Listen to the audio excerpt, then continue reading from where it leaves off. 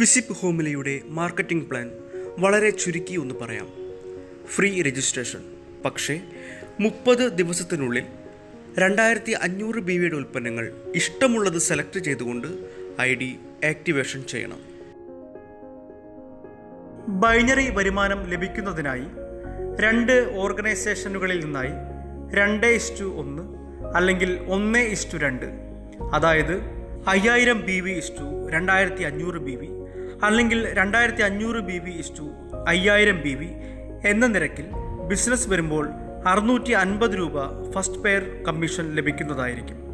അതിനുശേഷം പുതിയ 1:1, അതായത് ഒരു സൈഡിൽ 2500 BV മറു സൈഡിലും 2500 BV വരുമ്പോൾ വീണ്ടും അടുത്ത പെയറായി കാൽക്കുലേറ്റ് ചെയ്യപ്പെടുകയും 650 രൂപ കമ്മീഷൻ ലഭിക്കുന്നതുമായിരിക്കും. സിൽവർ പ്ലാൻ എന്നാണ് ഇതിന് പറയുന്നത്. ഡെയിലി ക്ലോസിംഗ് ആണ്, ഡെയിലി പേ ഔട്ടുമാണ്. സിൽവർ പ്ലാനിൽ മറ്റൊരു പ്രധാന വരുമാനവുമുണ്ട്. ബൈനറിയേക്കാൾ വലിയൊരു വരുമാനം, റെഫറൽ ഇൻകം.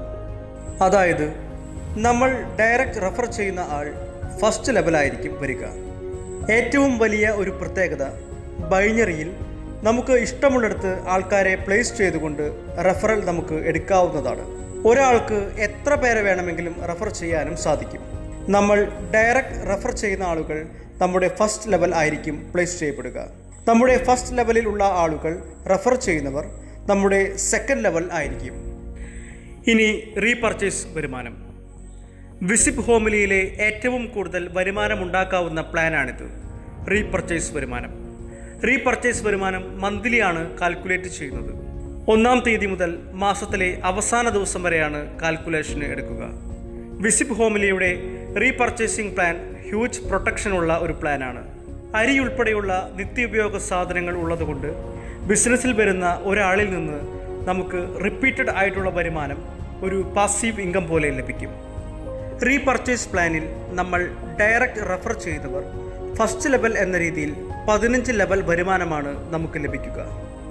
ഫസ്റ്റ് ലെവലിൽ നടക്കുന്ന റീപർച്ചേസ് BVയുടെ 10% നമുക്ക് ലഭിക്കും. സെക്കൻഡ് ലെവലിൽ നിന്ന് 9%, അടുത്ത ലെവലിൽ നിന്ന് 8, 7, 6, 5, 4, 3, 2, 1. ഇപ്പോൾ 10 ലെവലായി.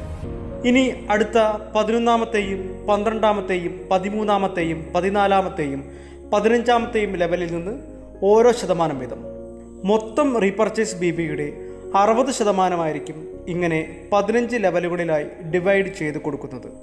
ഒരു ഉദാഹരണം പറയാം. ഒരാളെ മാത്രമാണ് നിങ്ങൾ ബിസിനസ്സിൽ സ്പോൺസർ ചെയ്തുള്ളൂ എന്ന് വിചാരിക്കുക. നിങ്ങൾ കൊണ്ടുവന്നയാളും അങ്ങനെ തന്നെ, അടുത്തയാളും അങ്ങനെ തന്നെ. എല്ലാവരും ഓരോരുത്തരെ മാത്രം കൊണ്ടുവന്ന് 15 ലെവൽ ഡെപ്തിൽ നിങ്ങളുടെ ബിസിനസ് വളർന്നു എന്ന് വിചാരിക്കുക.